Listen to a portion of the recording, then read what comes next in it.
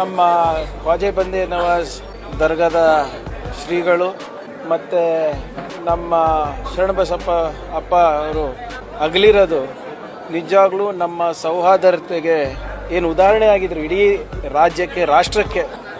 ಎಲ್ಲರೂ ಇವರು ಕಲಬುರಗಿಯ ಎರಡು ಕಣ್ಣು ಅಂತ ಇದ್ರು. ಶ್ರೀ ಶರಣಬಸಪ್ಪ ಅವರ ಅಗಲಿಕೆಯಿಂದ ಬಹುಶಃ ಇವತ್ತು ಬರೀ ಕಲಬುರಗಿ ಜನರಿಗಲ್ಲ, ಬಸವ ಹಾಗೂ ದಾಸೋಹ ಪರಂಪರೆಗೂ ಕೂಡ ತುಂಬಲಾರ್ದಂಥ ನಷ್ಟ ಆಗಿದೆ. ಬಹುಶಃ ಧರಮ್ ಸಿಂಗ್ ಸಾಹೇಬರು, ಖರ್ಗೆ ಸಾಹೇಬರು, ಭಾಗದ ರಾಜಕಾರಣಿಗಳು ಇನ್ಕ್ಲೂಡಿಂಗ್ ಕಮರುಲ್ ಇಸ್ಲಾಂ ಅವರಿರ್ಬೋದು, ಎಲ್ಲನೂ ಕೂಡ ಈ ಪರಂಪರೆಯಲ್ಲಿ, ಈ ಸಂಸ್ಥಾನದಲ್ಲಿ ಮತ್ತು ವೈಯಕ್ತಿಕವಾಗಿ ಅವ್ರ ಮೇಲೆ ಭಾಳಷ್ಟು ನಂಬಿಕೆ ಇಟ್ಟಂತೆ. ಭಾಳಷ್ಟು ಜನದ ಆಶೀರ್ವಾದ ಇದೆ ಮತ್ತು ಅವರನ್ನು ಪ್ರೀತಿಸೋ ಜನ ಬಹಳ ಇದ್ದಾರೆ, ಅವರಿಗೆ ಗೌರವಿಸೋ ಜನ ಬಹಳ ಇದ್ದಾರೆ. This video is sponsored by Mahalakshmi Jewelers, Mannur Multi Speciality Hospital, KBN University, Imran Silk House, Bharat Chicken Center, Arjay Group of Institutions, Ideal Vitchi. Sharanabasappa ಅವರ ಅಗಲಿಕೆಯಿಂದ ಬಹುಶಃ ಇವತ್ತು ಬರೀ ಕಲಬುರಗಿ ಜನರಿಗಲ್ಲ, ಬಸವ ಹಾಗೂ ದಾಸೋಹ ಪರಂಪರೆಗೂ ಕೂಡ ತುಂಬಲಾರ್ದಂಥ ನಷ್ಟ ಆಗಿದೆ.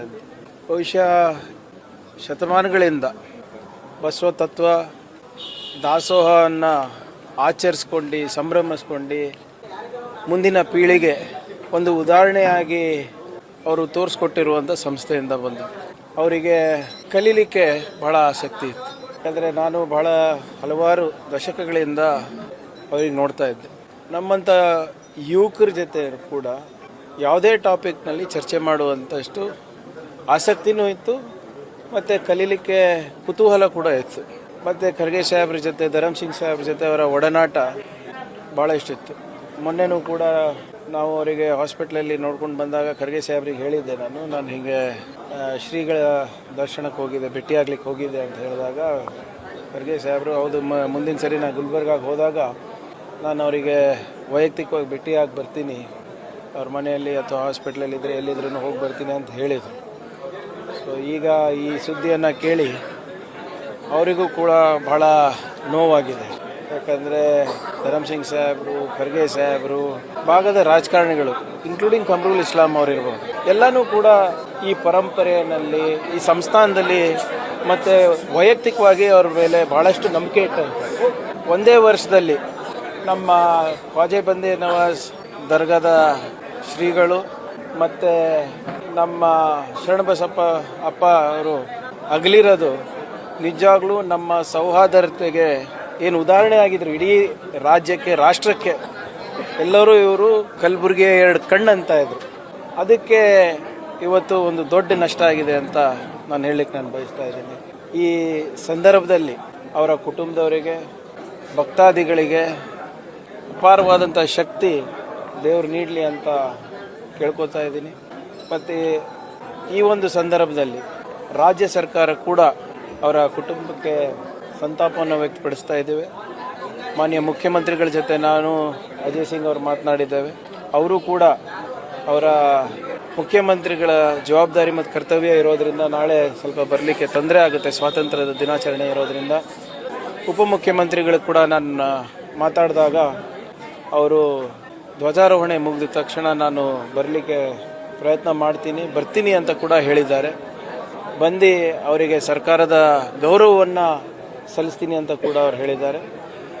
ಮತ್ತು ವಿಶೇಷವಾಗಿ ಭಕ್ತಾದಿಗಳಲ್ಲಿ, ಸಾರ್ವಜನಿಕರಲ್ಲಿ ವೈಯಕ್ತಿಕವಾಗಿ ನನ್ನ ಮನವಿ, ದಯವಿಟ್ಟು ಆ ಥರದಲ್ಲಿ ಅಂತಿಮ ದರ್ಶನ ಪಡೀಲಿಕ್ಕೆ ಇಲ್ಲಿ ದೇವಸ್ಥಾನಕ್ಕೆ ಬರಲಿಕ್ಕೆ ಹೋಗಬೇಡಿ. ಸದ್ಯಕ್ಕೆ ಶ್ರೀಗಳ ಒಂದು ವಿಧಿವಿಧಾನದ ಪ್ರಕಾರ ಕೆಲವು ಪೂಜೆ ಮಾಡ್ತಾ ಇದ್ದಾರೆ.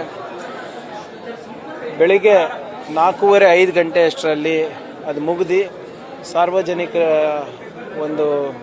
ಸಾರ್ವಜನಿಕರಿಗೆ ದರ್ಶನಕ್ಕೆ ಅವಕಾಶವನ್ನು ಮಾಡಿಕೊಡ್ತಾ ಇದ್ದಾರೆ.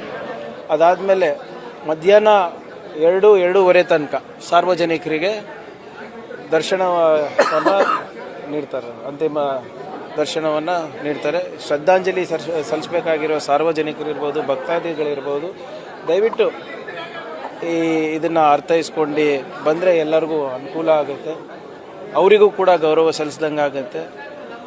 ಮತ್ತು ಅದಾದಮೇಲೆ 2:30 ಆದಮೇಲೆ ಮತ್ತೊಮ್ಮೆ ಪೂಜೆ ಪುನಸ್ಕಾರಗಳು ನಡೀತವೆ. ವಿಧಿವಿಧಾನ ಪ್ರಕಾರ ಪಾರ್ಥಿವ ಶರೀರನ ಇಲ್ಲೇ ದೇವಸ್ಥಾನ ಹತ್ರ ಕೂಡಿಸ್ತಾರೆ ಅಂತ ಕುಟುಂಬಸ್ಥರವರು ತೀರ್ಮಾನ ಮಾಡಿದ್ದಾರೆ. ಅದಕ್ಕೆ ಸಂಪೂರ್ಣವಾದಂಥ ಏರ್ಪಾಟು ರಾಜ್ಯ ಸರ್ಕಾರ ವತಿಯಿಂದ ನಾವೆಲ್ಲರೂ ಜವಾಬ್ದಾರಿಯಿಂದ ಮಾಡ್ತೀವಿ. ಹೌದು ನೋಡಿ, ಇದು ರಾಷ್ಟ್ರದ ಆಚರಣೆ ಇರೋದ್ರಿಂದ ಫ್ಲ್ಯಾಗ್ ಕೋಡ್ ಪ್ರಕಾರ, ನ್ಯಾಷನಲ್ ಫ್ಲ್ಯಾಗ್ ಕೋಡ್ ಅಂತ ಇರುತ್ತೆ, ಅದ್ರ ಪ್ರಕಾರ ನಾವು ಆಚರಣೆ ಮಾಡ್ತೀವಿ. ಯಾವುದೇ ರೀತಿಯಾದಂಥ ಮನೋರಂಜನೆ ಕಾರ್ಯಕ್ರಮ ಇರೋದಿಲ್ಲ, ಕಲ್ಚರಲ್ ಇದು ಇರೋದಿಲ್ಲ. ನಾವು ಧ್ವಜಾರೋಹಣೆ ಮಾಡ್ತೀವಿ ಮತ್ತು ಗಾರ್ಡ್ ಆಫ್ ಆನರ್ ತೊಗೋಬೇಕಾಗತ್ತೆ. ಅದಾದಮೇಲೆ ಬಹಳ ಸರಳವಾಗಿ ಯಾವುದೇ ಭಾಷಣ ಇದು ಇರೋದಿಲ್ಲ. ಅದು ಮುಕ್ತಾಯ ಮಾಡಿ ಅವರಿಗೆ ಶ್ರದ್ಧಾಂಜಲಿ ಸಲ್ಲಿಸುವ ಕೆಲಸವನ್ನು ನಮ್ಮ ಕಡೆಯಿಂದ ಆಗುತ್ತೆ. ಸಾರಿ, ಅದು ಸ್ಟೇಟ್ ರಾಜ್ಯ ಸರ್ಕಾರದ ಗೌರವ ಅಂತ ಹೇಳಿದ್ನಲ್ಲ, ಅದು ಮಾನ್ಯ ಉಪಮುಖ್ಯಮಂತ್ರಿಗಳು ಬರ್ತಾರೆ ನೋಡಿ. ಈಗ ಅದಕ್ಕೆ ನಾವು ಅಜಯ್ ಅವರು ಈಗ ಹೋಗಿ ನೋಡ್ಕೊಂಡು ಬರ್ತೀವಿ ಆಚೆ. ಈಗಾಗಲೇ ಒಂದು ನೀಲಿ ನಕ್ಷೆಯನ್ನು ನಾವು ತಯಾರು ಮಾಡಿದ್ದೀವಿ. ಅದು ಯಾವ ರೀತಿ ಮಾಡಬೇಕು, ಹೇಗೆ ಮಾಡಬೇಕು, ಸಾರ್ವಜನಿಕರಿಗೂ ತೊಂದರೆ ಆಗಬಾರ್ದು, ಭಕ್ತಾದಿಗಳಿಗೂ ತೊಂದರೆ ಆಗಬೇಕು, ಮತ್ತು ಎಲ್ಲರಿಗೂ ಕೂಡ ಶ್ರೀಗಳ ಒಂದು ಅಂತಿಮ ದರ್ಶನ ಸಿಗೋ ಹಾಗೆ ನಾವು ಮಾಡ್ತೀವಿ. ಆದರೆ ನಮ್ಮದು ಒಂದು ಮನವಿ ಇದೆ, ದಯವಿಟ್ಟು ಆತರ ಪಡಕ್ಕೆ ಹೋಗಬೇಡಿ. ಎಲ್ಲರೂ ಕೂಡ ಕೂಲಂಕುಷವಾಗಿ ತಾವು ನಿಗದಿತ ಸಮಯದಲ್ಲಿ ಬಂದರೆ ಎಲ್ಲರಿಗೂ ಅನುಕೂಲ ಆಗುತ್ತೆ. ಯಾಕಂದರೆ ಶ್ರೀಗಳ ಮೇಲೆ ಭಾಳಷ್ಟು ಜನದ ಆಶೀರ್ವಾದ ಇದೆ, ಮತ್ತು ಅವರನ್ನು ಪ್ರೀತಿಸೋ ಜನ ಭಾಳ ಇದ್ದಾರೆ, ಅವರಿಗೆ ಗೌರವಿಸೋ ಜನ ಭಾಳ ಇದ್ದಾರೆ. ಸೊ ಸಹಜವಾಗಿ ಅವರು ಕೊನೆ ದರ್ಶನ ಪಡೀಲಿಕ್ಕೆ ಉತ್ಸುಕರಿರ್ತಾರೆ.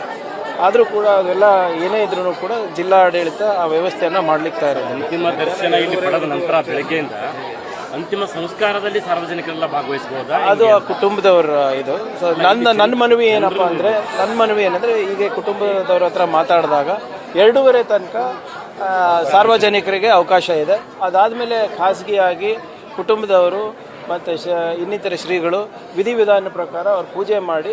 This video is sponsored by Mahalakshmi Jewelers, Mannur Multi Speciality Hospital, KBN University, Imran Silk House, Bharat Chicken Center, Arjay Group of Institutions, Ideal Vitchi.